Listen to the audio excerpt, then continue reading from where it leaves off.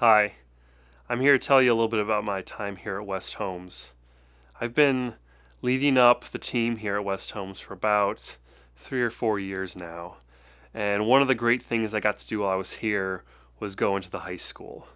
I think I was one of the first people to go into the cafeteria without a real reason to be there, or at least an academic reason to be there. I got to go into the high school cafeteria with just the sole intention of getting to know the kids. And that was awesome and terrifying. I love the idea of being around kids and just, hanging out, being cool, having fun. And the one of the things I realized when I got in there was how unusual it was for them to have an adult to just be present for them.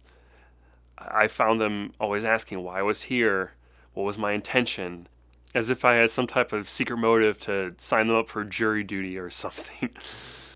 And after some time, and it took some time, they started noticing that I was just there for them. And it felt different for them, I could tell. It felt different because kids, I believe, are looking for something genuine. They're looking for something different from all the superficial social media and entertainment that has gripped their attention. I was happy to bring that to them. One of the other things that Young Life had done for me was dig into my Bible a bit more. And that's a hard thing to do for some of us, to make that priority. But when you teach kids the gospel, it's something that you need to do. It's something I found myself doing more. And I found myself coming across a passage that I want to share with you. This is a fairly well-known passage, but one that people typically don't like hearing, and I know that I did not like hearing it myself because it calls for action.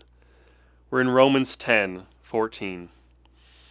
How then will they come on him in whom they have not believed?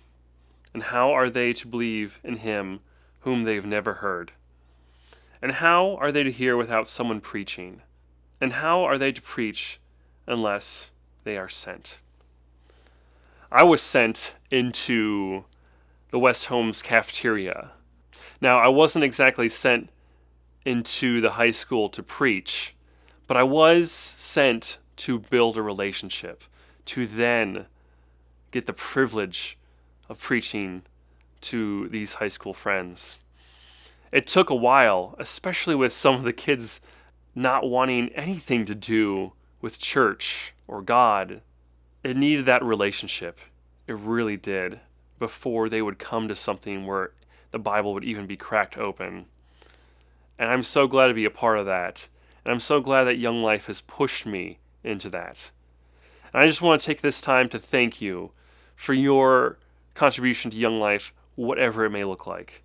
Prayer, financial, service, it's all tremendously important and so good for our mission here at West Holmes and for Gareway. I want to throw it over to Heidi, and she's going to have a couple more words before we wrap up this virtual conference. Thank you for joining us virtually to hear about some of the ways that God has been at work through Young Life in Tuscan Holmes counties. The pandemic has been a challenging season for all of us, connecting with kids, caring for leaders, and raising financial support. You know, Paul talks about the Macedonian church and a fiery trial that they faced. Here's what he says. In the midst of a very severe trial, their overflowing joy and their extreme poverty welled up in rich generosity. For I testify that they gave as much as they were able, and even beyond their ability. Entirely on their own, they urgently pleaded with us for the privilege of sharing in this service to the Lord's people. In Young Life, we've experienced this rich generosity welling up, and we've seen miracles and different ways that God's been working.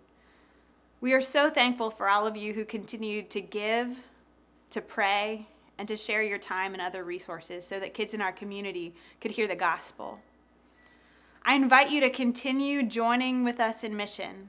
The next slide will give you a way to connect with us, to contact us, and also share with you how to give online. I'm so excited for what the Lord will do in the next 30 plus years of Young Life, and look forward to seeing you all on June 26th at the big celebration.